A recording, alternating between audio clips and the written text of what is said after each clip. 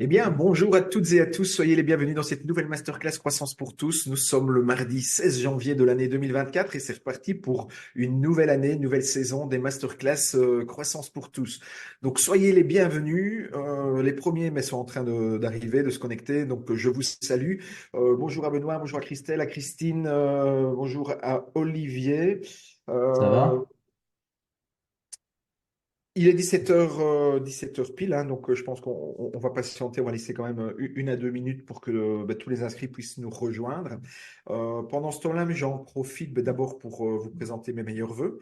C'est la première fois qu'on se voit, qu'on se parle sur cette année 2024. Donc, meilleurs vœux à tous et puis surtout plein succès dans vos activités, puisque je sais que vous avez majoritairement un profil d'entrepreneur, solopreneur, entrepreneur. Donc, plein succès dans le développement de votre activité. Prenez surtout beaucoup de plaisir et puis atteignez les objectifs et les résultats que vous êtes fixés en début d'année. Voilà. Alors, je vais vous demander, comme d'habitude, simplement de me confirmer que d'un point de vue technique, tout fonctionne, que je ne suis pas en train de parler seul dans le désert. Donc, si vous pouvez me confirmer dans le chat, donc c'est la petite boîte de dialogue qui s'appelle Q&R pour questions-réponses, que le son fonctionne correctement On et que t'entend la bien, vidéo Laurent. C'est fonctionne impeccable. correctement. Donc, toi, tu me le confirmes. Merci, Ouais, Olivier. ouais. Euh, Juste un petit check rapide dans le chat pour vérifier que On est ça bon. fonctionne bien également. Alors, on est reparti donc pour une nouvelle année de masterclass. Donc, ça change et ça ne change pas. Ce qui ne change pas, c'est que c'est toujours le mardi à 17h. Chaque mardi à 17h, il y a une masterclass avec un expert qui vient parler d'une thématique, d'une problématique, d'un outil, d'une technique utile à l'entrepreneur pour développer son activité. Donc, tous les mardis à 17h. Le replay sera toujours accessible en général le lendemain à partir du mercredi sur la chaîne YouTube Croissance pour tous. Donc, si vous ne pouvez pas assister à l'une des masterclass, pardon, vous avez la possibilité de revisionner le replay à votre aise en consultant la chaîne YouTube. Si vous voulez connaître à l'avance le programme des masterclass, puisque le programme du premier trimestre a déjà été défini, eh bien, je vous invite à aller sur la page. Alors, peut-être qu'on peut remettre, je ne sais pas si tu as le lien, toi, Olivier, sous la main, le Le lien lien de Zoom, je vais le chercher. Parce qu'en même Ouais, temps, je le suis en lien de train de la page répondre à. On d'inscription. a beaucoup de gens sur LinkedIn là aussi Ok, qui arrivent. bonjour à tous ceux qui nous suivent depuis LinkedIn. Donc c'est vrai que la petite nouveauté cette année, quand je disais, il y a beaucoup de choses qui changent, enfin il y a beaucoup de choses qui ne changent pas, mais il y a quelque chose qui change. Donc on a toujours rendez-vous tous les mardis à 17h avec un expert du marketing digital et le Et vous but, pouvez mettre la caméra d'ailleurs, hein, voilà. Et alors franchement, les petites nouveautés pour cette année on a 2024, Denis c'est qui met la que caméra là. Salut Denis. voilà, on a la possibilité, effectivement, on est passé du mode Zoom webinaire au mode Zoom réunion. Pourquoi? Parce qu'on voulait que les gens puissent activer leur micro quand ils veulent poser des questions et puis activer les caméras pour ceux qui le souhaitent parce que ça permet d'avoir, je trouve, une meilleure interaction et ouais, une dynamique d'échange plus sympa pour les intervenants qui animent les masterclass. Donc ça, c'est une petite nouveauté. Et la deuxième nouveauté, Olivier vient d'en parler, c'est que eh bien, toutes les masterclass sont streamées en live sur différentes plateformes, LinkedIn, donc sur les profils LinkedIn perso d'Olivier, de moi, de l'intervenant, et puis sur des pages, des pages LinkedIn, Insta, Facebook, YouTube, enfin je ne les connais pas toutes. Tu peux me confirmer, Olivier, que je ne dis pas de Il y bêtises. a, oui, oui, bah, sur LinkedIn, sur YouTube, principalement pour l'instant. Ouais, et il y Voilà. a du Après, Facebook, quoi, on ouais. essaye de jongler entre les différentes plateformes à droite, à gauche. Voilà, on Voilà. s'amuse. Et donc, le but évidemment, c'est de pouvoir toucher une audience de plus en plus large. On a aussi, sur base de l'enquête de satisfaction qu'on avait envoyée à la fin, enfin, à la mi-décembre, à la fin du cycle du Q4, on a essayé de tenir compte, pour ceux qui ont répondu, de me donner des suggestions ou des demandes de thématiques, etc. On a essayé d'en tenir compte et donc on va essayer voilà, de répondre à toutes vos questions et d'apporter encore plus de valeur pour vous aider à développer votre business. Voilà. Alors, toutes ces présentations étant faites, je propose de rentrer dans le vif du sujet. On a choisi comme première masterclass de cette année de reparler du modèle d'activation de croissance, donc ce qu'on appelle le MAC dans le programme Croissance pour tous. Pourquoi? Mais parce que c'est un petit peu la colonne vertébrale de tout ce qu'on essaye de vous partager et de vous transmettre comme méthode marketing. En fait, pour les entrepreneurs qui sont dans le programme, eux, ils le connaissent déjà, ce modèle d'activation de croissance, mais il y a dans les masterclass des gens qui ne sont pas encore dans le programme. On va vous présenter donc ce modèle aujourd'hui qui est un canevas de croissance qui fonctionne pour toutes les entreprises, quel que soit le secteur d'activité, quelle que soit la taille de l'entreprise, quelle que soit l'ancienneté de l'entreprise, donc le niveau de maturité sur son marché, qu'on soit une entreprise en phase de démarrage, qu'on soit déjà bien établi, qu'on soit présent depuis plusieurs années, voire plusieurs dizaines d'années. Le modèle qu'on va vous partager aujourd'hui, Olivier et moi, ben, fonctionne quel que soit votre business. Après, les réponses que vous allez y apporter, la façon dont vous allez l'activer, ben, évidemment, ça va être propre et spécifique à chaque entreprise et à chaque entrepreneur. D'accord? Alors, on a décidé de démarrer la première masterclass avec ça parce que c'est un petit peu finalement le canevas. Toutes les masterclass qui vont suivre, en fait, on apporte une réponse finalement à une des étapes qui se trouve dans ce modèle d'activation de croissance. Voilà. Quand on fait une masterclass sur le référencement naturel, sur la publicité YouTube, sur les enquêtes de satisfaction, etc., peu importe les techniques qui sont abordées au niveau des masterclass, elles ont toutes une utilité et elles jouent toutes un rôle pour activer l'une ou l'autre des étapes du modèle d'activation de croissance qu'on va vous présenter. Donc en fait, ce modèle, ça vous permet d'avoir une compréhension globale de la stratégie marketing que vous devriez mettre en place et puis du rôle, enfin de l'utilité de chacune des techniques qui sont abordées dans les masterclass pour activer ce modèle. Voilà. Alors, je propose de rentrer directement dans le vif du sujet. Il est 17 heures passé de 5 ou 6 minutes maintenant. Il y Donc, a je Peggy pense qui te qu'il est... salue, Laurent. Il y a, pardon? Il y a Peggy qui te dit bonjour. Eh bien, bonjour. Peggy qui nous fera l'honneur d'intervenir en mars Tout dans à une fait. masterclass de folie, justement sur Oui. comment elle partagera avec nous ce qu'elle a mis en pratique depuis 18 mois pour doubler son chiffre d'affaires, littéralement. Elle nous expliquera tout ça. C'est hyper intéressant, ça sera hyper intéressant. Oui. Euh, Et ça aussi, c'est une petite nouveauté. ouais. C'est-à-dire, enfin, on l'avait déjà testé l'année passée avec une autre entrepreneur, mais ici, voilà, on va essayer aussi de vous partager des retours d'expérience, pas toujours d'experts, mais de gens qui sont entrepreneurs comme vous et qui ont été chercher des résultats de ouf et qui vont partager un peu leurs recettes, qu'est-ce qu'ils ont mis en place pour aller chercher ces résultats qui sont tout bonnement incroyables, en tout cas impressionnants en termes de rapidité en tous les cas. Donc ça, ce sera, je ne sais plus la date, mais c'est au mois de mars. Donc Je crois que c'est le mardi 19 mars. voilà, donc vous pouvez déjà bloquer cette date-là. Et alors, est-ce que tu as pu partager le lien de la page d'inscription des masterclass où il y a le listing Alors, de j'ai mis le programme? lien Zoom et je partage le lien de la page. Ouais, voilà, si tu peux le faire, comme ça, Oui, parce que je sais qu'on m'a posé la question. Voilà, si vous voulez voir la il est programmation là. des masterclass, elles sont déjà définies pour le premier trimestre. Vous pouvez aller sur cette page et vous aurez les dates et la thématique de chacune des masterclass. Pas la peine de vous réinscrire parce qu'une fois que vous êtes inscrit une fois, eh bien, vous recevez chaque semaine, chaque mardi, le lien de connexion en masterclass. Et pour information, c'est toujours le même lien.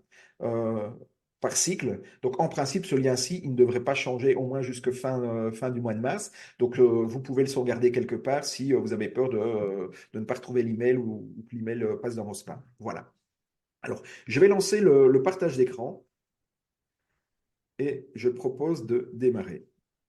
Ah, il y a Michel qui arrive.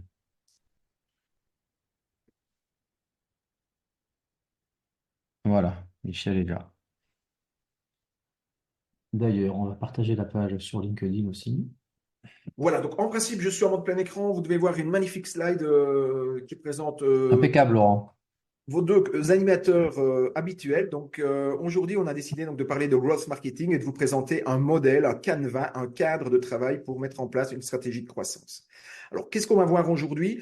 Eh bien, concrètement, je veux vous partager ma méthode pour mettre en place une stratégie de croissance de façon simple, rapide et infaillible pour faire décoller votre TPE ou votre PME. Alors, je sais que le mot infaillible, ça fait prétentieux.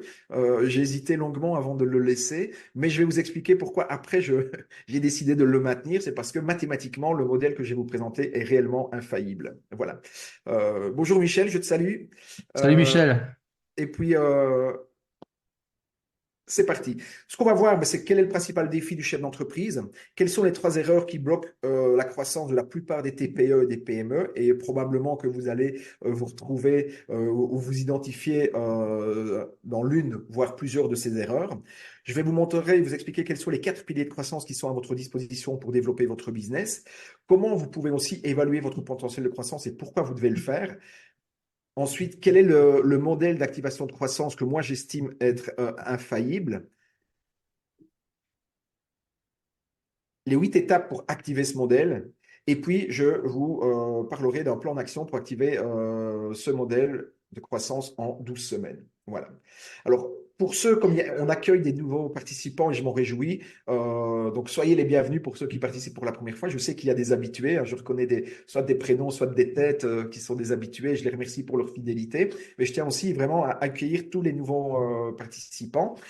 Et donc rapidement, je voulais juste me présenter, puis Olivier, tu pourrais aussi rapidement te présenter.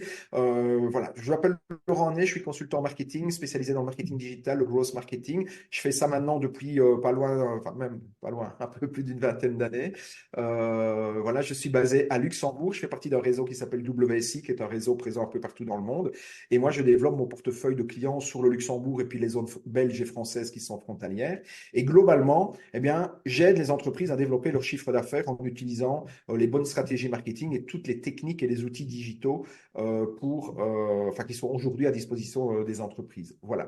Et donc, c'est dans ce cadre-là qu'avec Olivier, on a mis en place un programme d'accompagnement à côté des clients qu'on accompagne, je veux dire, de façon quotidienne, hebdomadaire, etc., en présentiel. On a décidé de lancer un programme pour accompagner un plus grand nombre d'entrepreneurs et leur partager la méthode que nous, on utilise avec nos propres clients, pardon, et qui a fait ses preuves. Voilà. Olivier? Oui, bah, très rapidement, moi je suis Oui. entrepreneur depuis maintenant plus d'une vingtaine d'années. Rien que de le dire, je prends encore quelques cheveux blancs. J'ai créé ma première boîte en 2001 dans le monde de l'intranet. Et pour faire très court, on va dire que pendant 10 ans, j'ai créé et racheté des boîtes dans le milieu du web, notamment dans le e-commerce. Et depuis 10 ans, bah, je suis passé de l'autre côté de la barrière avec WSI, puisque depuis 10 ans maintenant, j'accompagne les petites entreprises pour les aider à développer leur business avec toutes ces nouvelles technologies, le marketing digital, l'IA maintenant depuis un an. Et franchement, je prends énormément de plaisir à mener ces missions, à partager avec des entrepreneurs comme vous. Et c'est vrai qu'avec avec Laurent, depuis maintenant un an et demi et cette année, on a vraiment envie d'y consacrer encore plus de temps. On a vraiment envie, et voilà, bah, mais de manière très très sincère et d'où ces masterclass qu'on a ouvertes, bah, d'essayer de consacrer encore plus de temps à vous aider, à échanger et à essayer vraiment un peu de rendre ce que la vie d'entrepreneur nous a donné depuis, bon, et je dis ça en toute humilité, depuis une vingtaine d'années. Ben voilà, pour faire en sorte de contribuer ensemble à développer vos activités, créer de la valeur sur vos territoires, puisque c'est en créant de la richesse, en créant de la valeur qu'on pourra tous ensemble mieux vivre. Ouais. Eh bien, merci Olivier pour ta présentation. J'en profite aussi pour dire qu'on a la chance d'être dans je veux dire, un programme qui est à taille humaine, à échelle humaine, et où l'interactivité est la clé pour nous. Donc, n'hésitez pas, que ce soit maintenant pendant le live ou par la suite, dès que vous avez des questions, des remarques, des suggestions, des choses, des demandes pour nous permettre, nous, de mieux vous aider, n'hésitez pas, on est demandeurs, donc toutes vos suggestions et vos demandes sont vraiment les bienvenues, que ce soit pendant les lives ou après par email ou via les LinkedIn, etc., là où vous pouvez nous trouver. OK? Alors, le problème des entrepreneurs, c'est que il y a le moment où on a l'idée, et puis on est dans une phase très euphorisante, on a son projet, et puis à un moment, on décide de passer à l'action et on fait le grand son. Et on abandonne une situation de salariat pour prendre un risque et se lancer comme entrepreneur. Et cette phase-là, elle est très euphorisante. C'est des moments très marquants dans la vie d'un entrepreneur.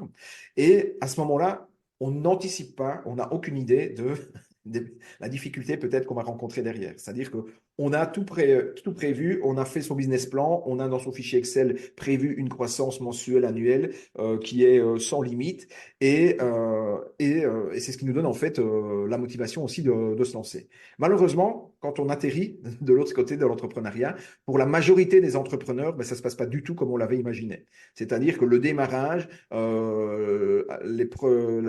conversion des premiers clients, l'atteinte du chiffre d'affaires est rarement aussi à la hauteur, en tout cas, des attentes et de ce qui avait été prévu dans le business plan. Voilà. Et le problème, c'est que pour la plupart des entrepreneurs, c'est que il y a la situation de départ, là où ils sont aujourd'hui, et puis il y a la situation où ils veulent arriver. Et pour aller de la situation aujourd'hui à la situation voulue demain, eh bien souvent, il y a un gros point d'interrogation. Voilà. On a une vision claire de où on veut être, mais on ne sait pas exactement quelle est la bonne stratégie à adopter et comment s'y prendre concrètement pour déployer les différentes tactiques et implémenter la stratégie. Voilà. Et on est confronté à une triple problématique en tant qu'entrepreneur. C'est que d'abord, on a un manque de budget. Bien sûr que si on avait des budgets, on pourrait faire appel à une agence, on pourrait engager un collaborateur, on pourrait faire appel à des freelances, etc. Mais on n'a pas le budget. D'accord? Et donc, c'est une première limite, une première problématique qui nous freine considérablement. La deuxième limite, c'est qu'on a un manque de temps. On est seul dans sa boîte, on a plusieurs casquettes, il faut tout faire, il faut en vendre, il faut délivrer, il faut faire la comptabilité, il faut voilà, gérer mille et une choses, pardon. Et donc, on est confronté à un manque de temps. Et si on avait plus de temps, bien sûr qu'on pourrait réaliser plus d'actions dans sa journée, dans sa semaine, dans son mois. Malheureusement, ce n'est pas le cas. Et la troisième problématique, c'est que souvent, on a pour beaucoup d'entrepreneurs, en tous les cas, un manque d'expertise marketing. Et c'est normal, c'est pas, il ne faut pas se blâmer pour ça, c'est que on n'a pas forcément fait des études en marketing ou on n'a pas une expérience, un background dans une fonction marketing en entreprise quand on démarre son activité. Et donc, il y a toute une expertise qui n'est pas là et qu'il faut pouvoir acquérir. Voilà. Et ces trois problématiques, en fait, elles vont pousser l'entrepreneur à commettre trois erreurs. Et ces trois erreurs-là, c'est ça qui bloque la croissance de la plupart des entreprises. D'abord, c'est qu'il y a un manque de stratégie et de méthode. Souvent, on va fonctionner par opportunité. On est démarché par une agence, par un commercial qui nous propose des campagnes Google Ads, la création d'un site web, etc. Enfin, différentes choses qui en soi sont pertinentes, mais qui n'ont pas été réfléchies et intégrées dans un plan d'action global. D'accord? Et donc, on va, en fonction des opportunités, se dire, oui, ça peut être bien, ça peut avoir du sens, ça peut peut-être m'aider. Et on va comme ça fonctionner par plus intuition, opportunité que vraiment de façon structurée et stratégique. La deuxième erreur, c'est que souvent, on n'active pas simultanément tous les leviers de croissance. On va se concentrer sur le premier levier qui est l'acquisition de nouveaux clients. Alors, c'est certes un levier important, qui peut même être stratégique pour certaines entreprises, mais ce n'est pas le seul levier. On va le voir juste après. Il y a d'autres leviers et dans certains cas, les autres leviers peuvent générer plus de croissance que l'acquisition. D'accord? Et la troisième erreur, c'est que souvent, on va mal investir dans le marketing. Quand je dis mal investir, c'est que d'abord, on n'a pas suffisamment de budget, hein, on manque de ressources, on l'a vu juste avant, donc on va avoir tendance à saupoudrer ces budgets. On va vouloir faire quand même plusieurs choses, mais en mettant des budgets qui, bien souvent, vont être trop petits et ne permettront pas d'atteindre l'effet de levier pour, je veux dire, trouver une efficacité dans les actions qui sont mises en place. Et la deuxième erreur, ou le deuxième problème quand je parle de mal investir, c'est que on ne va pas forcément mettre l'argent sur les actions qui sont les prioritaires en termes d'impact sur la croissance de l'entreprise. D'accord? Donc voilà les trois erreurs. Je peux vous demander simplement de me mettre dans le chat. Vous mettez un, deux ou trois. Un, si vous vous retrouvez dans une de ces erreurs. Deux, si vous vous retrouvez dans deux de ces erreurs. Et trois, si vous vous retrouvez dans trois de ces erreurs. Alors, il y a un micro qui est activé. Je ne sais pas chez qui, mais s'il y a moyen de le couper.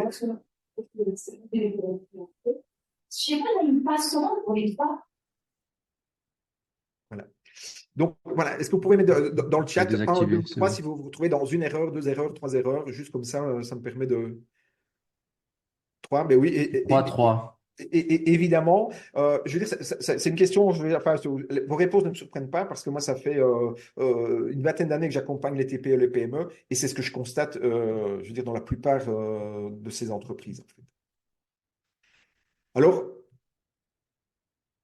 quand on est acculé, je veux dire, à commettre ces trois erreurs, mais bien souvent, surtout dans des situations un petit peu périlleuses, les résultats ne sont pas là, c'est décevant, on va avoir une croissance qui peine à venir et ça va nous impacter. Ça va nous impacter au niveau personnel, au niveau émotionnel, puisque, je veux dire, même notre image de nous, notre fierté, notre satisfaction, le plaisir à travailler peuvent même être impactés par cette situation-là. Et donc, on va se mettre en recherche de stratégie de croissance. Comment est-ce que, bon sang, je peux faire décoller mon entreprise et comment est-ce que je peux ou comment est-ce que je dois mettre en place une stratégie de croissance dans mon entreprise. Et à ce moment-là, je vais faire comme tout entrepreneur, je vais essayer de trouver une solution. Je ne vais pas rester face à une situation d'échec, je vais trouver la solution. Et je vais commencer à chercher notamment sur Internet. Et là, je vais rencontrer ce que moi j'appelle le chaos marketing. Aujourd'hui, le marketing n'a jamais été aussi accessible que par le passé, mais ça n'a jamais été aussi chaotique et aussi compliqué en fait. Pourquoi? Parce qu'il y a beaucoup de choses, parfois beaucoup de choses gratuites, mais il y a tellement d'informations, tellement d'outils, de solutions, de prestataires, que c'est bien souvent très compliqué de s'y retrouver et d'y voir clair. En plus, il y a des jargons. Il y a du jargon, comme dans tous les métiers, vous me direz, mais en marketing, il y en a beaucoup. Et ça, pour une personne qui n'est pas marketeur, donc pour un non-initié, ça peut être création de confusion, d'opacité, etc. Si maintenant, vous vous dites, je vais me mettre en recherche, juste que je puisse, voilà, passer à la slide suivante, vous dites, je vais aller maintenant sur Google et je vais taper, je vais essayer de trouver de l'aide pour mettre en place ma stratégie de croissance. Vous tapez stratégie de croissance dans Google, vous allez trouver plus de 50 millions de résultats. Voilà, impossible de digérer, d'absorber, de digérer toute cette masse d'informations et impossible de savoir est-ce que, je veux dire, le résultat qui vous serait pardon, vraiment utile et qui vous aiderait à avancer dans la mise en place de votre stratégie se trouve en page 1 ou en page 10 ou en page 100 ou en page, etc. Vous avez beau affiner votre recherche, vous allez taper stratégie marketing pour générer de la croissance, hein, vous allez venir avec une requête un peu plus précise, moins large, eh bien, on a encore plus de 7 millions de résultats. Donc, de nouveau, il y a trop d'informations et trop d'informations tue l'information. Vous allez sur Amazon, c'est pas mieux. Vous tapez stratégie marketing dans une recherche de livres sur Amazon, il y a plus de 10 000 livres qui vous sont proposés. D'accord? Donc, même en lisant un par jour, je pense que vous n'avez pas assez, enfin, moi, en tout cas, il ne me reste pas assez dur dans ma vie, je pense, pour pouvoir absorber toute cette quantité d'informations. Voilà. Au niveau des outils marketing, à ce qu'on appelle la Martech, c'est la même chose. Aujourd'hui, il existe plus de 8000 outils marketing. Un outil étant Mailchimp, étant Google Ads, étant Google Analytics, je parle de ce genre d'outils. Il y en a plus de 8000 qu'on peut regrouper, je crois que c'est dans 43 familles, si ma mémoire est bonne. Mais donc, voilà, il y a beaucoup trop d'outils. Et bien souvent, les entrepreneurs ont tendance à directement vouloir mettre les mains dans des outils avant de réfléchir à la stratégie et de poser le cadre en fait de la stratégie. Voilà. Et donc il y a une surabondance et cette surabondance, elle crée de la complexité et du chaos. Et puis il y a aussi beaucoup de prestataires, des agences, des freelances, etc., qui vont vous approcher, mais il y en a très peu qui vont vous proposer la solution complète. Il y en a qui vont vous approcher pour vous vendre un site web, un autre pour vous vendre des campagnes d'acquisition, un autre pour vous vendre une formation LinkedIn, social selling, un autre pour etc. Mais il y en a très peu qui vous permettent, qui vous vendent la solution complète. Voilà. Et donc, vous allez vous retrouver un peu dans cette situation, vous vous sentez un peu pris dans un labyrinthe. Vous savez que vous devez développer votre activité, il y a parfois même urgence de le faire, et vous êtes perdu par rapport à tout ce que vous voyez autour de vous et tout ce qui vous est proposé. Voilà. Et donc, moi, dans ce cas-là, je dis, stop, je veux dire, calmons-nous, arrêtons-nous et revenons aux fondamentaux. C'est quoi les fondamentaux pour un entrepreneur? Eh bien, c'est ce que moi j'appelle le défi du chef d'entreprise. C'est quoi le défi du chef d'entreprise? Eh bien, c'est pérenniser et valoriser son entreprise. Voilà. La première mission en tant qu'entrepreneur, votre première responsabilité, c'est de pérenniser votre entreprise et à terme de la valoriser pour pouvoir la céder, la revendre, la transmettre, etc. Et pour pouvoir pérenniser et valoriser votre entreprise, vous devez impérativement générer du profit. Une entreprise qui ne fait pas de profit, elle ne peut pas se pérenniser, elle ne peut pas se valoriser. OK? Pour générer du profit, alors je sais que parfois j'ai des coachs, des thérapeutes, etc., qui vont me dire, mais moi, ce n'est pas le profit qui me motive. Peu importe, la plupart des entrepreneurs ne sont pas motivés par le profit. D'accord? Il y a autre chose qui nous met, nous, entrepreneurs, en mouvement. Bien sûr qu'on veut du profit, qu'on veut bien vivre, on veut réaliser ses rêves, on veut avoir une belle vie avec sa famille, avec ses proches, etc. Mais pour la plupart des entrepreneurs, la grande majorité des entrepreneurs, ce n'est pas la recherche de profit qui est le moteur. D'accord? Mais néanmoins, une entreprise qui ne génère pas de profit ne va pas pouvoir se pérenniser et se valoriser. Pour générer du profit, il y a deux façons. Soit vous diminuez vos dépenses, soit vous augmentez les revenus. Diminuer les dépenses, vous pouvez jouer dessus de façon ponctuelle, mais sur le moyen et le long terme, la seule façon, c'est d'augmenter les revenus. D'accord? Pour augmenter les revenus, deux possibilités également, soit vous augmentez les prix, soit vous augmentez les ventes. Alors, à nouveau, augmenter les prix, vous pouvez jouer dessus de façon périodique pour vous remettre à niveau par rapport à l'inflation, pour vous mettre à niveau par rapport à la concurrence, etc. Mais vous n'allez pas pouvoir aller chercher votre croissance uniquement par une augmentation de prix. C'est malheureusement pas possible. Donc, la seule façon à moyen et à long terme de générer plus de revenus, c'est d'augmenter les ventes. Et pour augmenter les ventes, vous avez quatre possibilités. Soit vous allez chercher plus de prospects, soit vous convertissez mieux les prospects que vous allez chercher en clients. Donc, vous avez un meilleur taux de conversion en clients. Soit vous fidélisez mieux vos clients, c'est-à-dire qu'au lieu de les garder 1 an, vous allez les garder 2 ans, au lieu de les garder 2 ans, vous allez les garder 3 ans, 4 ans, etc. Donc, troisième façon, c'est mieux fidéliser vos clients. Et la quatrième façon, c'est de vendre plus à chacun de vos clients. D'accord? Ce sont les 4 façons qui sont à votre disposition pour augmenter vos ventes. OK? Alors, je dis soit aller chercher plus de prospects, soit aller chercher convertir plus de clients, soit mieux les fidéliser, soit leur vendre plus. Vous aurez compris que c'est pas soit, c'est pas ou, c'est idéalement, il faut pouvoir faire et l'un et l'autre. OK?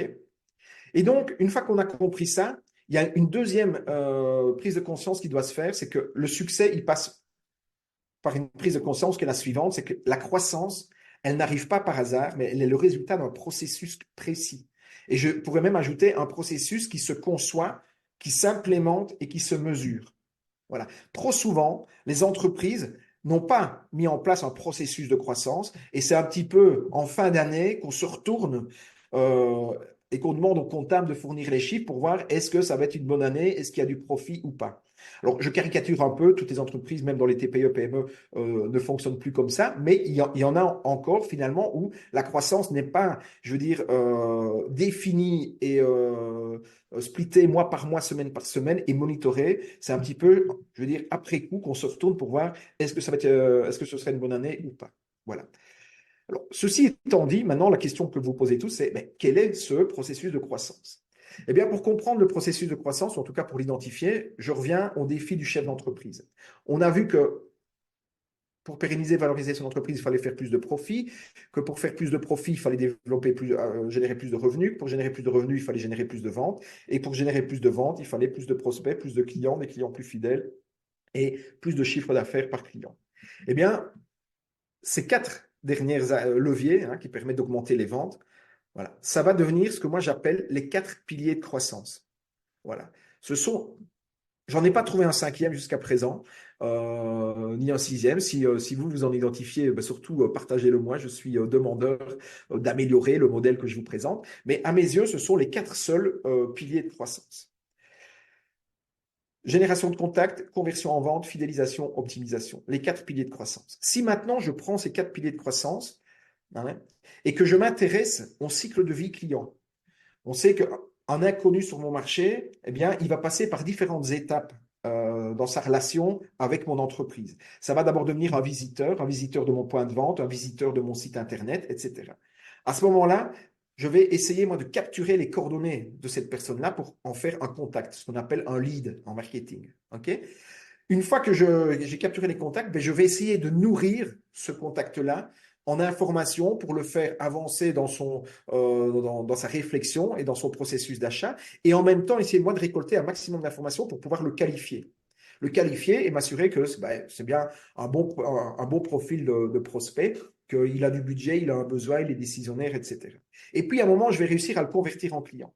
Et là, c'est bingo, j'ai fait une vente. Et la plupart des entreprises et des entrepreneurs, ils s'arrêtent là. Ils estiment qu'une fois qu'ils ont converti un prospect, un visiteur en client, ils ont fait le job et ils vont retourner en début de tunnel pour à nouveau essayer d'en attirer des autres. Mais quand on a transformé un prospect en client, on ne l'a jamais amené qu'à la moitié de son cycle de vie. D'accord? Il y a encore autant d'étapes après dans le cycle de vie client. Et c'est extrêmement important parce qu'on va le voir, les étapes qui suivent sont les étapes qui génèrent le plus de revenus et qui ont le plus de valeur pour la croissance de l'entreprise. Et là, à nouveau, très peu d'entreprises, et surtout dans les TPE, les PME, même si ce que je dis paraît évident, je veux dire, je ne l'ai pas inventé, je ne revendique pas de droit d'auteur sur ce que je viens de dire, mais c'est tellement évident et pourtant il y a tellement peu d'entreprises qui ont réellement mis des actions, des stratégies, des actions concrètes pour activer toutes les étapes du cycle de vie client. Et une fois que j'ai converti un prospect en client, eh bien, je dois encore m'assurer que je vais transformer ce nouveau client en client satisfait. Alors, on croit que c'est une chose acquise, c'est loin d'être le cas. Et dans un environnement ultra concurrentiel dans lequel on est actuellement, eh bien, un client satisfait, c'est même plus suffisant. Il faut viser ce qu'on appelle l'enchantement client. D'accord? Et si je parviens à satisfaire, enfin à fidéliser, à satisfaire, pardon, et à enchanter mon client, je vais pouvoir le fidéliser. Et une fois que je l'ai fidélisé, je vais pouvoir après lui vendre plus souvent, etc. et en faire un gros client. Et parmi mes gros clients, un certain nombre vont être tellement enchantés en fait du produit, du service et de la collaboration qu'ils ont avec moi et de l'expérience finalement qu'ils ont avec l'entreprise que ils vont devenir des ambassadeurs. Voilà. Et donc ça, ce sont les 8 étapes du cycle de vie client. Si je vous parle de ça, c'est parce que si maintenant je reprends mes 4 piliers de croissance que j'ai identifiés et que je les superpose avec les 8 étapes du cycle de vie client, eh bien, je me rends compte que, voilà, j'identifie 8 étapes précises et ce sont les 8 étapes du processus de croissance que je veux vous partager aujourd'hui. Voilà. Il y en a 8, j'en ai pas trouvé de neuvième. Si vous en voyez, partagez-les moi, je serai enchanté de pouvoir affiner, peaufiner ce modèle. Mais aujourd'hui, c'est le modèle qui, moi, me paraît le plus complet. D'accord? Et donc, mettre en place votre stratégie de croissance, ça revient à vous poser 8 questions opérationnelles, très précises. C'est concrètement, donc ici on ne parle pas de blabla, c'est vraiment concrètement qu'est-ce que je fais, qu'est-ce que je mets en place comme action concrète pour générer du trafic vers mon entreprise. Ça fonctionne, ce questionnement-là, et ce modèle fonctionne, que ce soit sur un site web, que ce soit sur un point de vente, etc. Qu'est-ce que je mets en place concrètement ou qu'est-ce que j'ai mis en place concrètement comme action pour générer du trafic? Voilà. Et je vous invite, alors maintenant, vous n'aurez peut-être pas le temps parce que moi, je vais continuer à parler, donc ça va peut-être vous déranger, mais je vous invite vraiment, après la masterclass, à reprendre ces 8 questions, à vous les poser. Qu'est-ce que j'ai mis en place pour générer du trafic? Il y a des entreprises qui ont mis très peu de choses en place pour générer du trafic et qui s'étonnent de ne pas générer le chiffre d'affaires qu'elles souhaitent. C'est la première étape. Ensuite, qu'est-ce que j'ai mis en place concrètement comme action pour capturer les coordonnées de mes visiteurs? Ensuite, qu'est-ce que j'ai mis en place comme action concrète pour nourrir et qualifier mes prospects? Savoir quels sont leurs besoins, qui ils sont, est-ce qu'ils ont du budget, est-ce que le besoin il est à court terme, à moyen terme, à long terme? Qu'est-ce que j'ai mis concrètement en place? Et il y a plein de réponses possibles, hein. De nouveau, il n'y a pas de bonne ou de mauvaise réponse, il faut vous poser les questions et listez ce que vous avez déjà mis en place et vous allez voir déjà très vite où est-ce que vous avez des trous dans la raquette. D'accord? Et après, on pourra voir quelles sont les autres actions qui pourraient être activées là où il n'y en a pas assez ou là où il n'y en a pas du tout. Ensuite, quatrième étape, qu'est-ce que vous avez mis en place pour convertir en vente? Comme action concrète, je parle. Qu'est-ce que vous avez mis en étape 5 pour satisfaire, augmenter la satisfaction et travailler l'enchantement client? Qu'est-ce que vous avez mis en place pour fidéliser vos clients? Qu'est-ce que vous avez mis en place en étape 7 pour augmenter le chiffre d'affaires que vous réalisez avec chacun de vos clients? Et enfin, en étape 8, qu'est-ce que vous avez mis en place pour tirer profit du bouche à oreille et générer des avis, des témoignages, des recommandations, etc. OK? Eh bien, ça va vous paraître d'un simplisme affolant, mais mettre en place une stratégie de croissance, c'est répondre à ces 8 questions qui sont extrêmement simples. Alors, c'est se poser les 8 questions, évidemment, mais c'est surtout y apporter des réponses. Est-ce que ça vous parle, ce que je vous présente là? Voilà, c'est quoi vos réactions dans le chat par rapport à ça?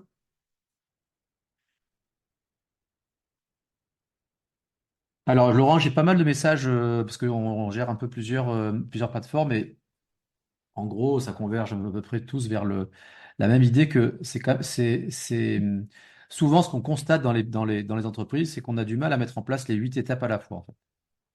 C'est quand on regarde, effectivement, il y en a peut-être qui vont travailler beaucoup sur l'acquisition. On dépense beaucoup d'énergie, beaucoup d'argent sur l'acquisition, capter de nouveaux clients, et peut-être qu'on va peut-être un peu délaisser les clients qu'on a mis beaucoup d'efforts à acquérir et à satisfaire, et pas forcément bien les capitaliser sur eux dans la durée. Et c'est vrai que le modèle, il est très intéressant, et on voit que les boîtes qui fonctionnent, c'est quand elles arrivent vraiment à les appliquer, à mettre en place les 4 grands piliers que tu nous décris ici. Et souvent, ce qu'on constate, c'est qu'effectivement, il y a souvent des trous dans la raquette.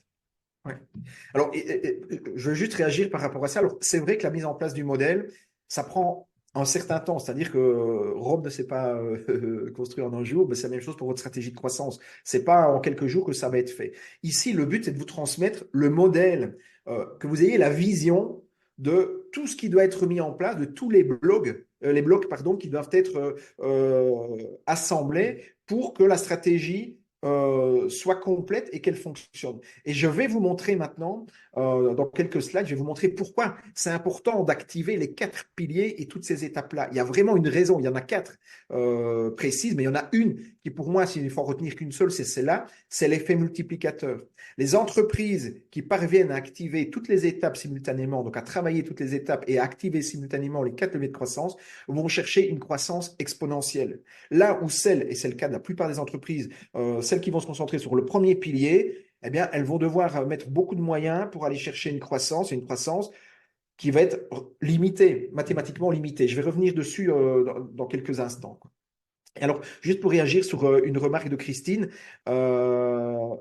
qui disait que oui, c'est vrai, et que ça s'applique aussi aux entreprises. Moi, ici, je parle des TPE, des PME, parce que moi, c'est les entreprises que je porte dans mon cœur, c'est celles avec lesquelles je travaille, mais je sais par expérience, parce que j'ai travaillé dans de grands comptes par le passé, et parce que je côtoie des responsables, des marketeurs dans ces grandes entreprises-là, je sais que toutes ne sont pas irréprochables par rapport au modèle que je vous présente. C'est-à-dire que un certain nombre ont encore des trous aussi dans la raquette par rapport au modèle que je présente. Voilà. Donc, quand je dis TPE-PME, ça ne veut pas dire que le modèle ne fonctionne pas pour des grands comptes. Ça veut simplement dire que moi, dans mon cœur de cible et ma cible de cœur, c'est les TPE et les PME, tout simplement. Alors,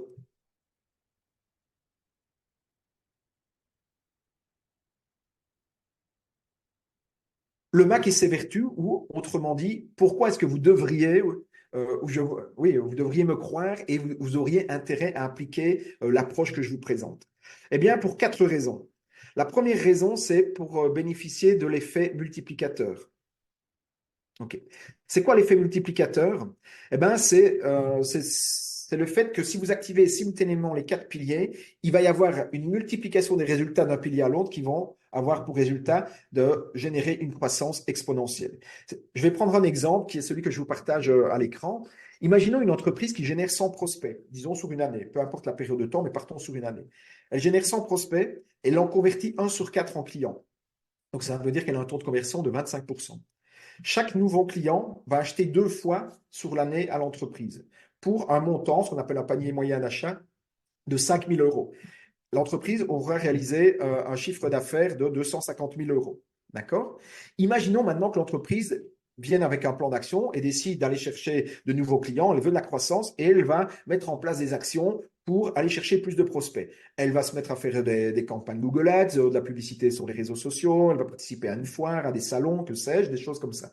Et ça porte ses fruits et le résultat est qu'elle a 20% de prospects en plus. Donc au lieu d'avoir 100 prospects sur l'année, elle en a 120. Mais elle ne travaille pas les autres piliers de croissance. Donc ça veut dire qu'elle garde un taux de conversion de 25%, une fréquence d'achat de 2 achats par an et un panier de 5 000 euros par achat. Elle va aller chercher un chiffre d'affaires, elle va réaliser un chiffre d'affaires de 300 000 euros, soit une croissance de 20%. Ce qui n'est déjà pas mal, hein. Dans le contexte actuel, une entreprise qui fait 20% de croissance chaque année, elle est déjà généralement satisfaite, voire très satisfaite de ses résultats. Mais imaginons un peu si en plus d'aller chercher 20% de prospects en plus, elle met en place des actions pour augmenter le taux de conversion. Eh bien, les actions qu'elle met en place portent leurs fruits et elle obtient 8% de gain de conversion. Donc, c'est-à-dire qu'au lieu de convertir un client sur 4, elle parvient à en convertir 1 sur 3. Donc, 33% de taux de conversion. Mais elle ne travaille toujours pas les 2 autres leviers. Mais on voit que simplement le fait d'avoir activé un deuxième levier de croissance, l'effet multiplicateur va jouer entre le levier 1 et le levier 2, et elle va aller chercher, elle va réaliser un chiffre d'affaires de 400 000 euros, soit une croissance de 60%. Donc on passe de 20% à 60% de croissance simplement parce qu'on a augmenté de 8% son taux de conversion.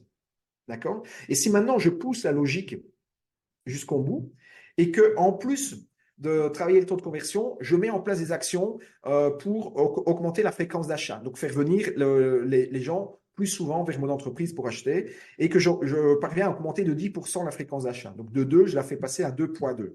Vous allez dire, mais comment est-ce qu'on peut acheter 2,2 fois?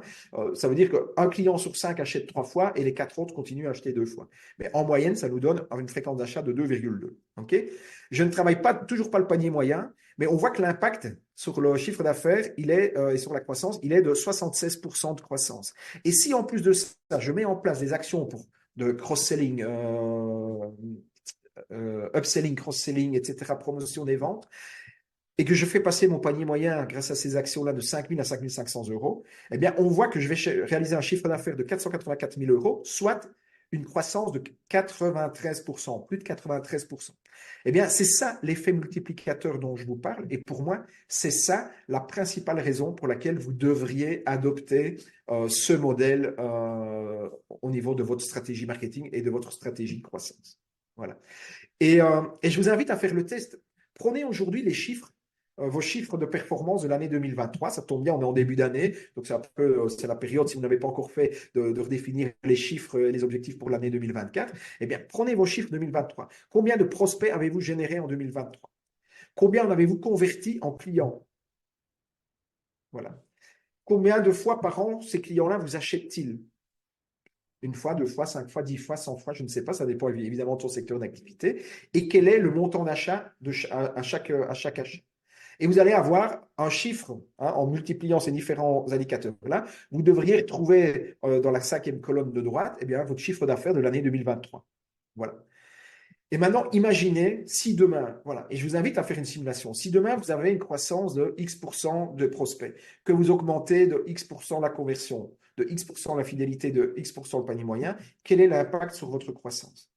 Et je vous invite vraiment à faire le test, hein, la simulation, et après à isoler donc, la simulation pilier par pilier pour voir mais quel est le pilier qui va me générer le plus de croissance.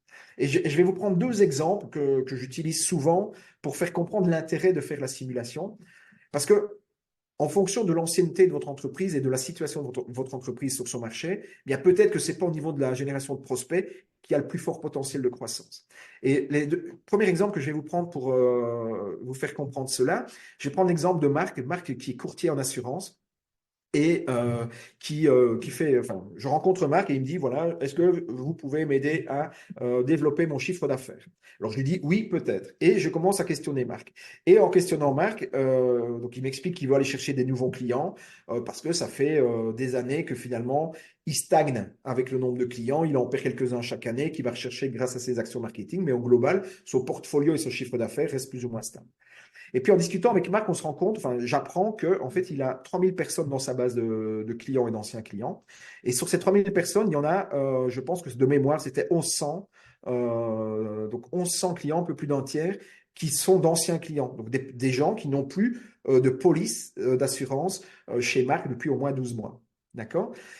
Et sur les 1900 qui sont des clients actifs, qui eux ont encore une police, il y en a, je pense, c'était plus de 40%, je ne connais plus les chiffres exacts, mais plus de 40% étaient monoproduits, donc n'avaient qu'une seule police, soit pour la voiture, soit pour la maison, soit pour une assurance santé, des choses comme ça, mais monoproduits.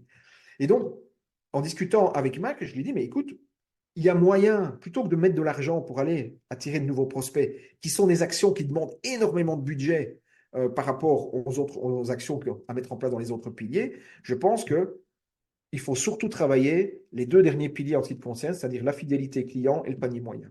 Et ce qu'on a fait, en fait, on a assigné à deux des collaborateurs de l'agence la mission ils avaient 2 jours par semaine pour mission de reprendre les fichiers des anciens clients, de les rappeler pour demander pourquoi ils n'étaient plus clients, est-ce qu'ils avaient été déçus, est-ce qu'on pouvait leur remettre une nouvelle offre, etc. Et tous ceux qui étaient monoproduits, ils étaient rappelés pour leur dire, mais voilà, vous êtes client chez nous pour une assurance voiture, est-ce que vous n'auriez pas des besoins aussi par rapport à votre habitation, par rapport à ce que vous avez des enfants, est-ce que voilà. Et le but, c'était de pouvoir remettre une deuxième, une troisième police, etc. Et rien que cette approche-là, en fait, ça a permis, c'est ça qui est paradoxal, ça a permis de réduire les coûts des budgets marketing annuels qui étaient mis au niveau de la prospection, du premier pilier, et simplement en mettant en place des bonnes pratiques et des process au niveau des collaborateurs, ça a permis d'aller chercher de la croissance. Voilà. Et le deuxième exemple que je vais vous prendre, ce sont des exemples réels, hein, que je vous cite là. Le deuxième exemple, c'est Thierry. Thierry, il est ardoisier. Il a une petite TPE de toiture et il travaille, je pense, de mémoire, il avait un apprenti et 2 ouvriers ou un ouvrier, 2 apprentis. Enfin, en tout cas, une équipe de 4 personnes. Donc, vraiment très petite structure. Et Thierry, de vous, même chose, me dit, voilà, est-ce que vous pouvez m'aider à aller chercher, à développer mon chiffre d'affaires, à aller chercher plus de clients? Je dis oui, peut-être. Et puis, on commence à discuter. Et puis, dans la discussion, à un moment, Thierry me dit, mais moi, je veux bien investir dans le marketing, mais à condition que vous allez chercher des bons clients. Alors je dis, OK, c'est quoi pour vous des bons clients? Et il me dit, ben, c'est des clients qui signent. Je dis, et pourquoi Et il m'explique en fait que sur 7 offres qu'il remet, il n'y en a qu'une sur 7 qui parvient à convertir en client. Les 6 autres ne vont ailleurs. En fait. Et ça l'embête parce que comme il est la journée sur les toits avec ses hommes pour poser les toitures, etc., le travail commercial, il ne peut le faire qu'en après-journée, en soirée et les week-ends. Et ça lui bouffe tout son temps, en fait. Thierry, il n'a plus de vie de famille, il n'a plus de temps pour lui, et c'est ça qui l'épuise. Voilà. Et donc là, je dis à Thierry, mais je ne vais pas vous aider à aller chercher plus de clients. Ce serait comme si vous me demandiez de rajouter de l'eau dans un son qui est troué. On va plutôt travailler le deuxième pilier qui est la conversion. Et on a mis en place des choses très simples, des fondamentaux en termes de conversion, en termes de process, de rapidité de remise d'offres, de relance des remises d'offres, etc. Et avec ça, Thierry a été chercher de la croissance sans investir des budgets marketing. En fait. Voilà. Et c'est pour ça que c'est important que vous puissiez vous faire cette simulation-là pour identifier aujourd'hui où est-ce que vous pouvez aller chercher la croissance la plus forte le plus rapidement possible. Laurent, j'ai une question là Oui, sur LinkedIn. je t'en prie, Ouais, tu m'entends bien là, Laurent? je t'entends. Ouais, voilà, parfait. On me demande, parce que souvent, c'est vrai que c'est plus ou moins bien fait dans les organisations, on me demande quel conseil toi tu donnerais à un client qui aujourd'hui a une base de clients inactifs et comment, du coup, comment la réveiller, comment à nouveau susciter l'intérêt, parce que là, ta présentation a du coup éveillé quelques manques et donc là, une personne qui effectivement me dit que cette base de clientèle inactive, comment on fait pour la réveiller, la réchauffer? Qu'est-ce que tu conseillerais? Ben, Un il y a client qui est deux, dans le métier du service. oui, il y a deux approches. C'est difficile je vais dire quelque chose de général puisque je ne connais pas le cas de figure, le secteur d'activité, etc. de l'entreprise dont on parle. Mais il y a deux façons de travailler ces clients-là. C'est à la fois au niveau marketing, au niveau commercial. Au niveau marketing, ces clients-là, ils doivent rester dans une base de données pour recevoir les newsletters, les emails promotionnels, etc. Voilà, c'est des clients qui ont acheté, voilà, ils n'ont plus acheté récemment, mais rien ne dit qu'ils ne vont pas redevenir clients.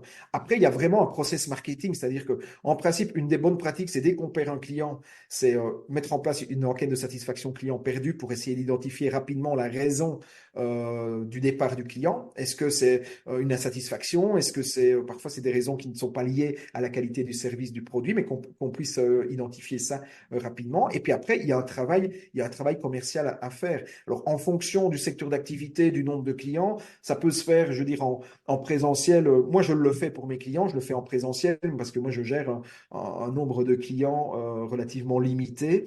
Maintenant, si on est une entreprise avec des centaines, des milliers de clients, ben, il faut pouvoir l'automatiser. Donc, la façon de le faire dépendra aussi de la quantité. Mais pour moi, ça se travaille à la fois au niveau de l'activité marketing et au niveau de l'activité commerciale. Oui, ce qui est intéressant dans ce que tu dis, c'est aussi essayer de mettre en place des process systématiques, en fait. Tu perds Oui, un client, bim, il faut que tout de suite tu puisses dégainer et qu'on pourra en oui, comprendre les raisons. Et oui. ça, les systèmes, ils sont pas Ouais. forcément toujours. Et j'ai même envie de dire qu'en amont de ça, avant de perdre le client, en principe, il doit avoir une bonne pratique qui doit avoir été mise en place, c'est l'enquête de satisfaction systématique euh, au- après la première prestation, soit après la première prestation, soit de façon annuelle si c'est des clients récurrents. Mais il faut pouvoir donner la possibilité au client déjà de donner un petit peu de la tendance de son humeur par rapport à nous, à nos services, à notre entreprise. Et ça, si c'est fait de façon systématique, ça permet de détecter, d'anticiper certaines insatisfactions qui pourraient amener le client à déserter l'entreprise ou le produit ou le service, etc. OK? Voilà, Le j'espère que ça temps répond tourne, à la hein, mon question. cher Laurent. Ouais. Alors, deuxième raison, deuxième vertu du modèle que je vous présente, ben, c'est l'optimisation du retour sur investissement. On a vu qu'il y avait 4 piliers de croissance. Les budgets pour activer, ou les besoins en budget pour activer le premier pilier sont extrêmement importants. Faire activer le premier pilier, ça passe par de la publicité, Facebook, du Google Ads, participer à des foires, à des salons. Peu importe, ça va être toutes des actions qui nécessitent des budgets marketing importants, voire très importants. Par contre, mettre en place des actions pour augmenter le taux de conversion, c'est des choses qui coûtent beaucoup moins cher, parfois qui sont même gratuites, qui sont plus liées à des bonnes pratiques, à des méthodes, à des process à mettre en place et qui demandent des budgets beaucoup moindres.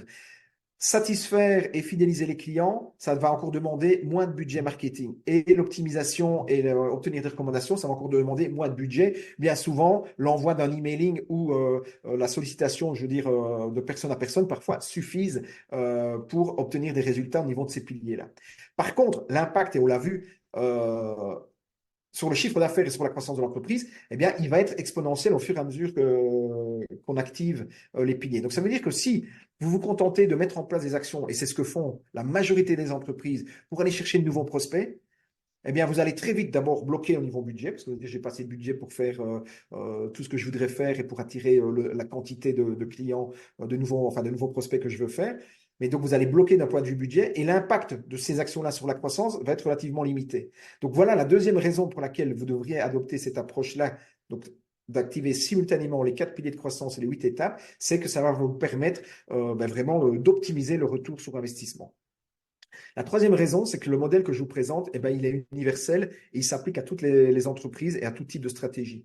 On estime qu'il y a 4 grands types de stratégies e-business qui dépendent de l'objectif qu'on poursuit. Si vous voulez vendre en ligne, vous allez être dans une stratégie de type e-commerce. Si votre objectif, c'est de faire venir en point de vente, vous allez être dans une stratégie de type web to store. Si votre objectif, c'est d'attirer des prospects, des clients potentiels en ligne, on va mettre en place une stratégie de type lead generation. Et enfin, si vous avez un site avec une forte audience et que vous voulez monétiser cette audience, vous allez mettre en place une stratégie de type e-advertising ou ad placement. Voilà. Ce sont les 4 grands types de stratégies. Eh bien, le modèle que je vous présente, il s'applique et il fonctionne pour chacun de ces 4 types de stratégies. Et enfin, la quatrième raison pour laquelle vous devriez adopter cette approche, c'est que cette méthode, elle est infaillible. Pourquoi est-ce que je me permets ou que j'ose dire que cette méthode, elle est infaillible? Mais parce que c'est simplement une réalité mathématique. Si vous prenez l'acquisition, que vous multipliez par le taux de conversion, que vous multipliez par la fidélisation et par l'optimisation, vous allez avoir une croissance, et je vous l'ai démontré, chiffre à l'appui, 3 slides plus haut, que vous allez avoir une croissance qui va être très forte, voire exponentielle. La seule façon de ne pas avoir de croissance, c'est d'avoir un zéro quelque part dans cette formule. Donc, soit vous n'attirez pas de prospects, soit vous attirez des prospects, mais vous n'en convertissez zéro en clients, soit vous ne les fidélisez, vous n'en fidélisez aucun, soit vous n'en optimisez aucun. C'est la seule façon, en fait, de ne pas booster votre croissance. Et même si c'était le cas, ce que j'ai jamais vu personnellement, j'ai déjà vu des cas où la performance est très faible, mais où on a zéro performance, je ne l'ai jamais vu personnellement. Mais même si c'est le cas, à partir du moment où on identifie, à partir du moment où on mesure, on va identifier soit la faible performance ou l'absence de performance, eh bien, on va mettre en place des actions correctrices pour améliorer la situation. Et donc, tôt ou tard, cette formule-là, elle va fonctionner pour mon entreprise et elle va m'amener une croissance, une croissance. Et c'est pour ça que je me permets de dire et que j'ose dire, affirmer que le modèle que je vous présente, il est infaillible. Voilà un petit peu. Après, que dire encore par rapport au Mac que je vous présente? Le Mac, vous allez pouvoir l'utiliser de différentes façons. Donc ça, c'est le modèle d'activation de croissance. Voilà, c'est le Mac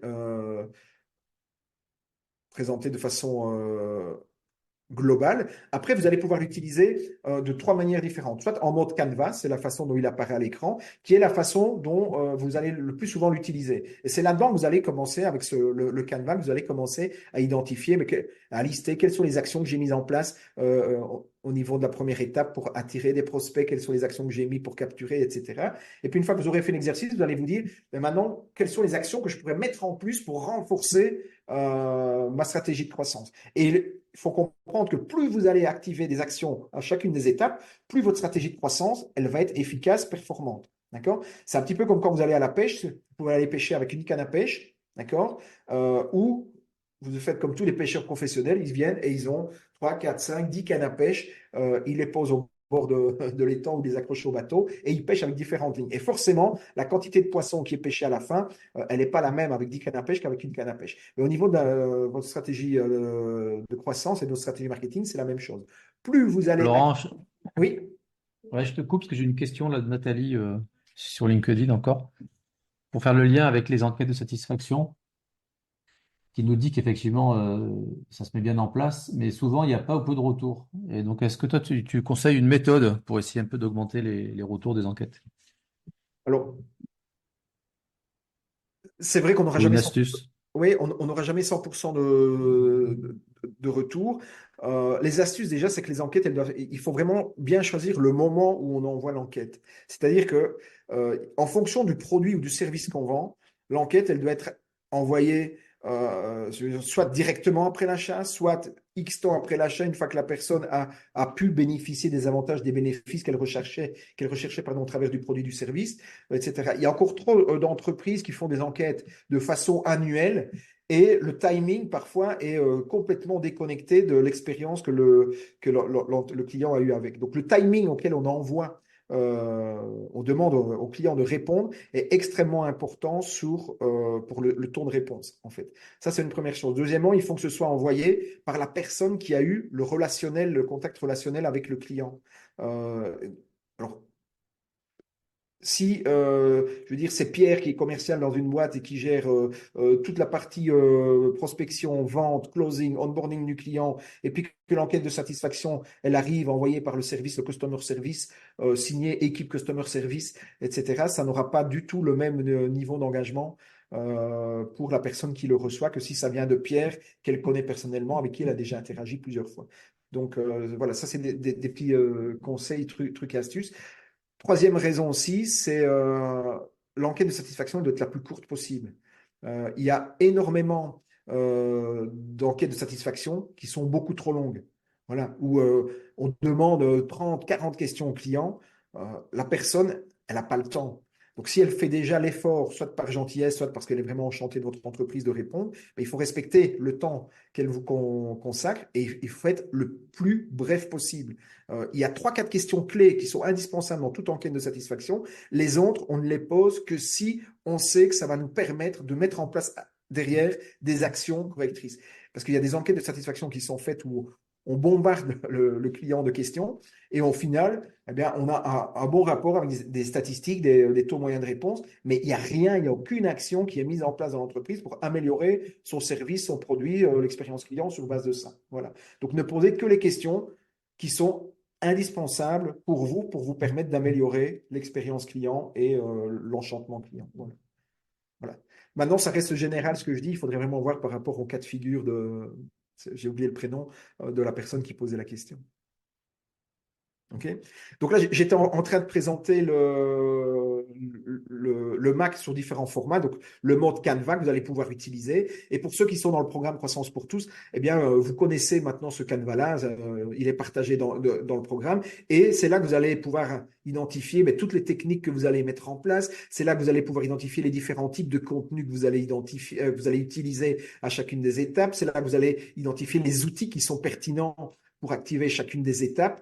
Et c'est là aussi que vous allez pouvoir marquer les indicateurs de mesure de la performance pour voir finalement quel est votre niveau de performance à chacune des étapes. Et c'est important pour pouvoir vous rendre compte où est-ce qu'il y a un nœud dans votre tunnel de conversion. Voilà. Donc ce modèle-là, hein, j'ai dit, c'est un modèle qui se conçoit, s'implémente et se mesure. Et le se mesure est extrêmement important parce que c'est en le mesurant qu'on va voir exactement où est-ce qu'il y a des étranglements dans mon tunnel. Et à partir du moment où je peux les identifier, je peux les améliorer et solutionner le problème et améliorer la performance. Et toute amélioration qui est faite sur la stratégie, donc au niveau de la performance, immanquablement a un impact sur le chiffre d'affaires et sur la croissance.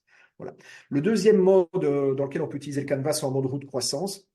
Donc là, c'est une autre façon de le présenter où on retrouve les 4 piliers de croissance, les 8 étapes, toutes les techniques, etc. Et enfin, il y a troisième façon, c'est l'entonnoir de croissance où là, on retrouve bien nos 4 piliers de croissance, les 8 étapes. Et là, moi, je l'utilise souvent avec les clients pour suivre la performance avec l'indicateur principal de chaque étape. Voilà, parce que de suite, quand on met des chiffres derrière, on va voir où se trouvent les goulets ou les goulots d'étranglement par rapport à la stratégie. Voilà. Et je terminerai par présenter les 7 principes clés du succès. Donc, cette méthode-là, elle fonctionne, mais elle fonctionne, je veux dire, si on l'implémente d'une certaine manière. La première façon, premier principe qu'il faut respecter, c'est qu'il faut avoir une vision à long terme, mais des objectifs à court terme. D'accord? Des objectifs à court terme, c'est quoi?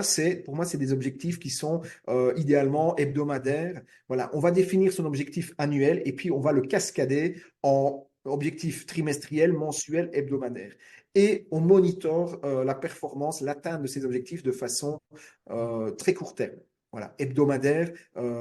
Si hebdomadaire, c'est trop compliqué en fonction du profil de l'entreprise et de la façon dont on fonctionne, au minimum de façon mensuelle. Pour moi, c'est vraiment le minimum, la fréquence minimale à laquelle il faut pouvoir checker en fait l'atteinte de ces objectifs. Deuxièmement, il faut implémenter le processus de croissance dans son intégralité. Très souvent, quand je termine une conférence ou une présentation du modèle, les gens me disent, mais oui, c'est super, j'ai tout compris, j'ai compris que c'est ça que je dois mettre dans enfin, ça que je dois implémenter dans mon entreprise. Et puis, euh, ils vont commencer à implémenter. Et puis après, ils vont dire, mais voilà, pour des questions de budget, je ne vais pas faire ça maintenant, je le ferai plus tard, etc.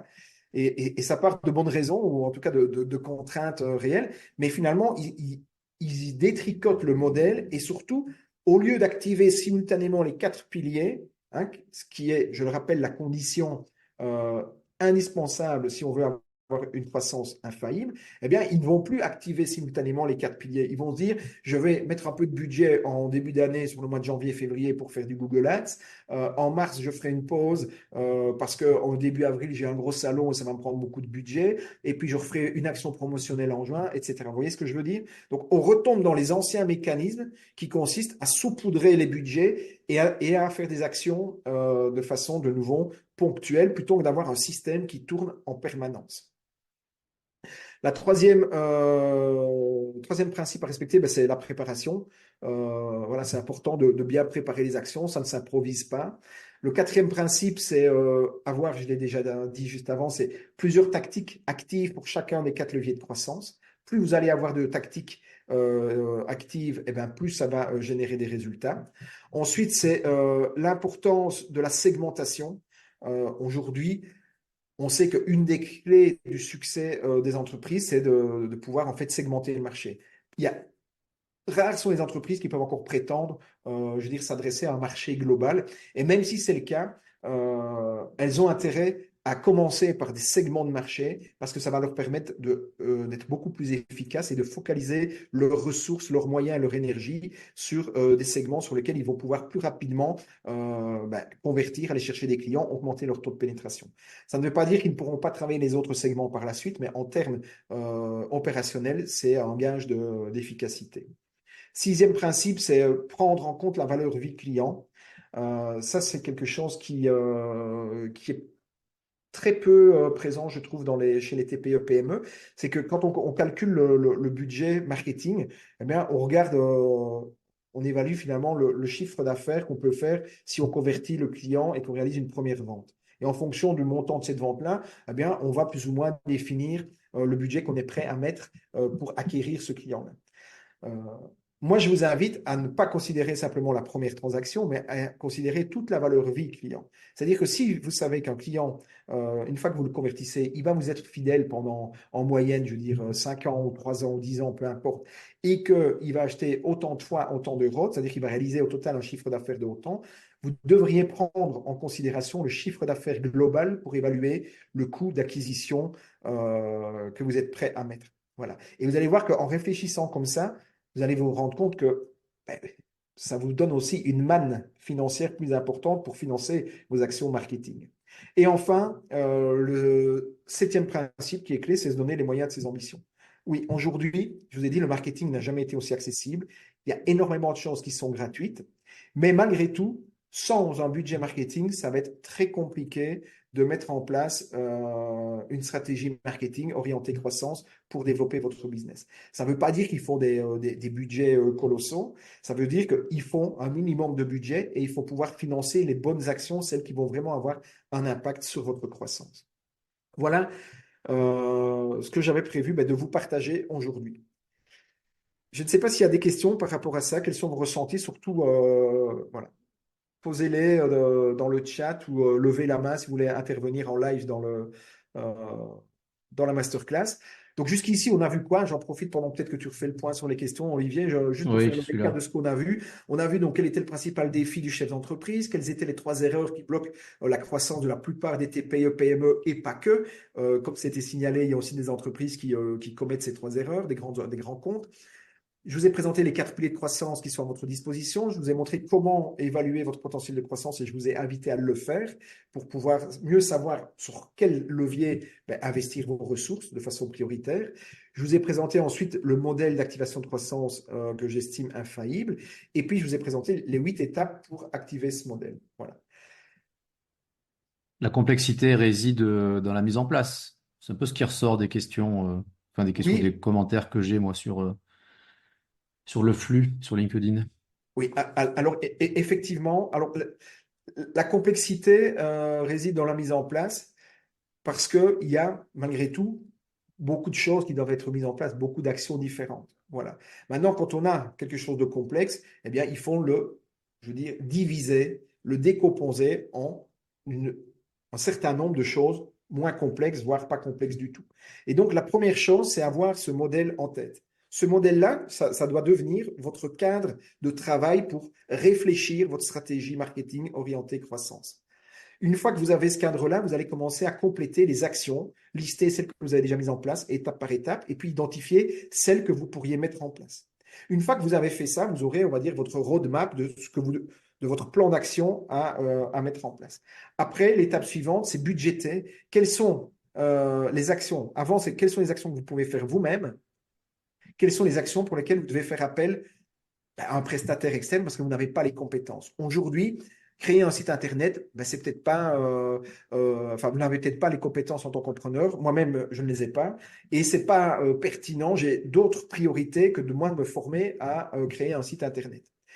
Faire des campagnes de référencement payant, faire de l'optimisation de référencement naturel, par exemple, qui sont deux des techniques les plus complexes, les plus techniques, eh bien peut-être que vous avez intérêt à les sous-traiter à un prestataire, que ce soit une agence, un freelance, peu importe, et de focaliser votre temps là où vous allez apporter beaucoup plus de valeur. Donc oui, il y a des actions complexes, mais déjà commencez par identifier toutes les actions que vous avez déjà mises en place, celles que vous voudriez mettre en place, quelles sont celles que vous pouvez faire vous-même, celles que vous devriez sous-traiter, et évaluer le budget dont vous avez besoin pour activer chacune des actions. Et après, une D'ailleurs, fois que vous avez ça, en parlant de budget, Laurent, j'ai mon ami Patrick là sur LinkedIn qui me demande justement en termes de budget, qu'est-ce qu'on met est-ce que tu as des ratios à partager sur les budgets marketing par rapport au chiffre d'affaires? non. Voilà, des Des tendances. Alors, c'est sûr que ratios, ça dépend des métiers. Moi, je vois, j'ai mes clients qui vendent en B2C, on n'est pas du tout sur les mêmes ratios que mes clients qui vendent en B2B déjà, oui, et puis ça dépend forcément. aussi de l'ambition de croissance que vous allez chercher, de la zone de chalandise. Il y a tellement de facteurs qui Exactement. influencent le budget. En fait, il y a un module dans le programme Croissance pour tous, justement, où on parle de l'évaluation du potentiel de croissance. Et là, ce que j'explique, c'est qu'en fait, ce qu'il faut évaluer, c'est quelle est la tendance du marché. Voilà. Est-ce qu'aujourd'hui, vous êtes sur un marché en croissance, en stagnation ou en décroissance? Ça, c'est la première chose à savoir. Après, si vous pouvez avoir des chiffres, parfois il y a des statistiques, il y a des instituts ou des fédérations professionnelles voilà, qui communiquent des chiffres des tendances du secteur, etc. Et essayez de comparer votre performance par rapport à la tendance du secteur. Après, par rapport à cette tendance-là, si vous voulez aller chercher une croissance plus forte que la tendance du secteur, il va falloir mettre plus de budget que si vous êtes dans une stratégie, on va dire, juste de maintien et vous voulez simplement vous faire porter par la croissance. Si maintenant vous dites, ben non, moi je sais que la croissance est forte, mais j'ai pas les moyens maintenant parce que je devrais engager des ressources et je sais que je vais croître moins fort que la croissance du secteur, mais c'est un choix stratégique que je fais pour X ou Y raison, ben, j'aurai besoin de moins de budget. Donc déjà, ça va dépendre de votre état d'esprit ou de votre ambition de croissance. Et cette ambition, elle se définit par rapport voilà, déjà à la tendance. Et donc, en fonction de ces chiffres-là, vous allez définir soit un scénario de croissance ambitieux, soit un scénario de croissance réaliste, neutre, ou un scénario de croissance pessimiste. Et les budgets ne seront pas les mêmes si on est dans un scénario ambitieux que si on est dans un scénario de défense ou de maintien, quoi. Tout simplement. Donc, c'est très difficile de donner un budget. Alors, je sais que quand on me pousse vraiment dans mes retranchements et que je suis obligé de lâcher un ratio, ce que je dis souvent, c'est que. Mais alors, ça dépend aussi des marges brutes qu'on a dessus.